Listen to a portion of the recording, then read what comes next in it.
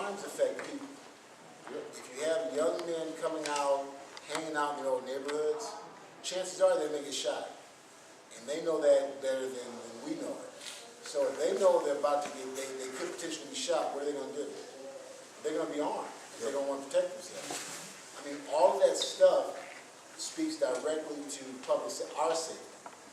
So, I know it sounds like a revolving door, but it's a very complex problem, and what Reverend Jenkins said is absolutely true.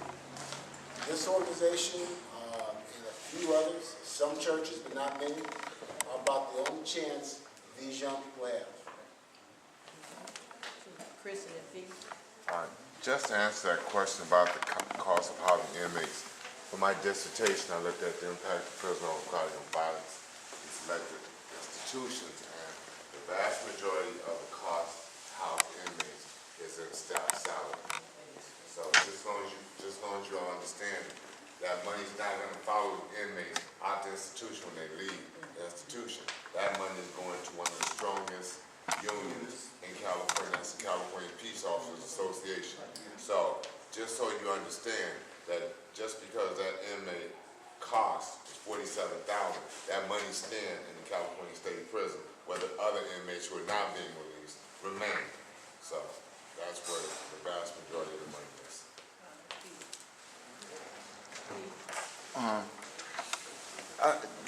I wanted to hear that also, but valid, both of the sides of that coin is a valid point here, because if they're going to decrease the population, the overcrowdedness, by 66%, 66 and a third, right?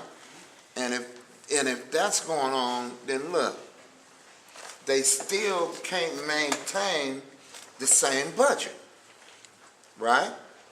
And it would go back to the union, right? How do we,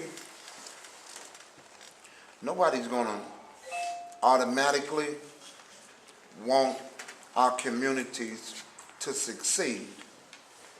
And if so, then they would fund it accordingly, especially in dollars being saved of when overcrowded system is letting convicts go or inmates, and there's a whole big savings of money, and the murder rate here. You got every murder that ain't committed in our city.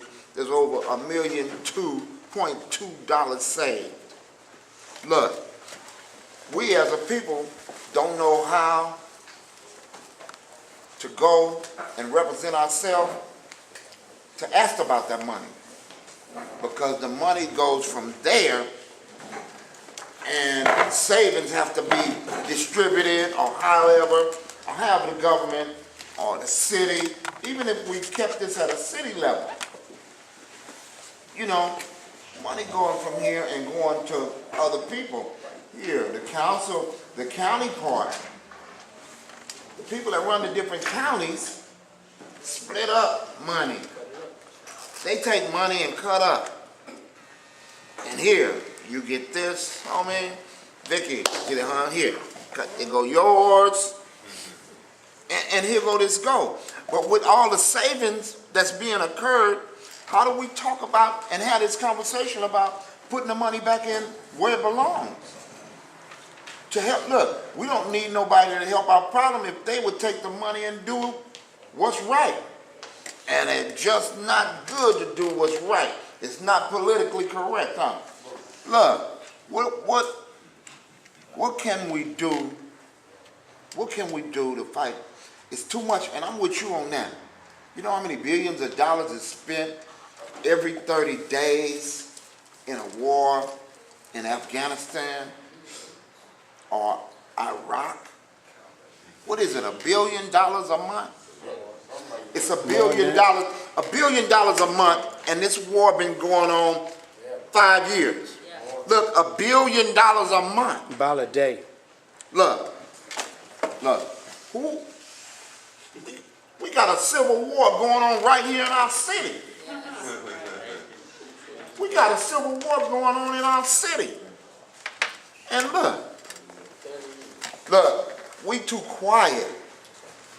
We keep figuring out how to stretch ourselves more, how we can do more.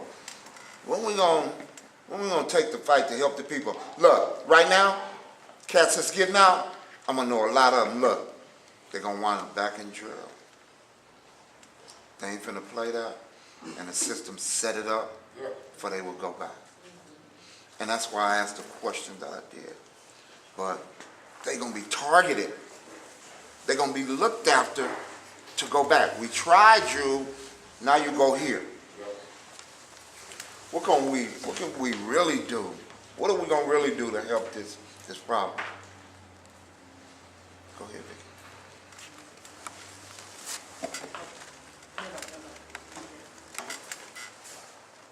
Okay, all right. I'm Dr. Stephen Hall, and it's always great to be in the midst of some great creativity. And my concept, I'm involved with the Institute of Progressive Medicine, Inmate Hope. We look at epigenetics and environmental factors as it relates to behavior modification, and how do we really shift those environmental triggers. And I think, as you're saying, we might be complacent to the crisis, but at this point, I think, from what I know in terms of how to change these environments, that we can, if you understand the epigenetic. The genes do not control themselves, the environments do. And we have an opportunity, if we can have the capacity building, a coherent model, fast, I mean, no time to really waste, and we should. Most of the talent in this room, I'm sure, we have more than enough, and to rally behind us. And we need to definitely have that 100 monkey phenomenon, where it resonates, if we can get that capacity to enough people, and I'm sure that we will be a freight train, and no one will want to get in the way of people really solving the problem. Right. And I see that if we can affect some serious epigenetic change in environments, and not allowing our brothers and sisters to come back into the same environments, and it's up to us to help shape that. We need some strong lobbying coalition to get those earmarked dollars for the non-competitive funding. We need to move quickly, fast, in a hurry, no time to waste. I really think that we can shape it. And the technology is here to shape it. And the content is here to shape it. We just need to have the commitment to change it. Otherwise, we will be complacent to the crisis. The problem of the inmates being, or the citizens being released might be a freight train. And who's going to stand in front of it? I don't think none of us will. I hope it won't. That we will learn how to really apply some serious, what we say at the Institute of Progressive Medicine, it's about adaptation, stress from every place, but we must socially, scientifically, and spiritually engineer people toward wellness, holistically, comprehensively, integrative, alternative on every level. And design a methods of employing our people. And that's why in my hope we are involved in creating commodities like in terms of water, food, which is going to be much needed. The necessities, every human must be provided housing, adequate food, and education, and empowerment. And we do believe that that's our commitment. And in my hope is a 501c3 public charities have been engaged in it for 26 years, and hopefully we can come outside of the tower and become more empirical, hands-on, and cast our bucket down like Booker T. Washington said, and hopefully the talented 10, we can get together, Doc, and change this epigenetic that we know that's coming, and we know that's controlling the behavior. And I think we can do it if we assess what capacity we have, and nobody duplicates anything, move fast. Urgency. Okay, we got postal bureau, taco, pizza. Okay, so today was this iPad tonight.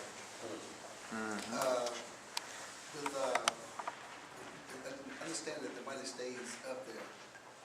It's still $47,000 per inmate. Don't skip that. So if a tenth of that comes down, that money still, the dollar still didn't be tracked.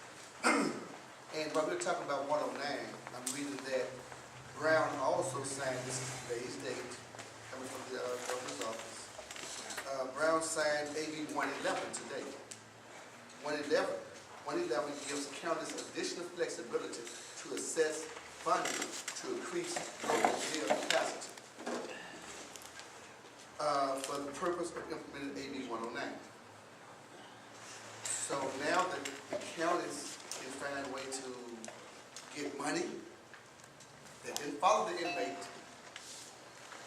but get money from somewhere, which I have to go into to figure out where the money's coming from, maybe a bond or something.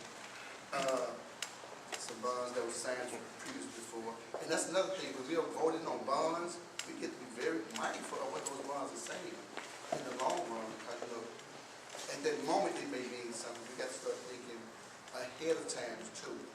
But knowing that there's another bill that's on top of 109 that's going to give counties the flexibility to pull money from somewhere to increase the local jail capacity. So we'll just play a share game. Instead of San Quentin, it'll be Pritchard's. Instead of San Quentin, Twin Towers. So, we're doing a share game now with this flexibility with AB 111. Because now they got to fund them for here. So instead of sending the state prison, just take at least the visit, I guess that's one site, huh? The relatives don't have to go way up to Pelican Bay to visit somebody who go down to Twin Towers and say, this is a bunch of bull, man. And I think the community really should be outraged on this here. They're playing us for fools. And we're sitting around and doing. Now, if anything, this is the time to go to the streets. Go sit in front of somebody's bush there, or on a Saturday, we need to come up with something to get some attention on this. Whereas if not, we're going to continue to have that share game. Go 5 years in San Quentin, early release. They didn't get to San Quentin because they could do a time in county jail.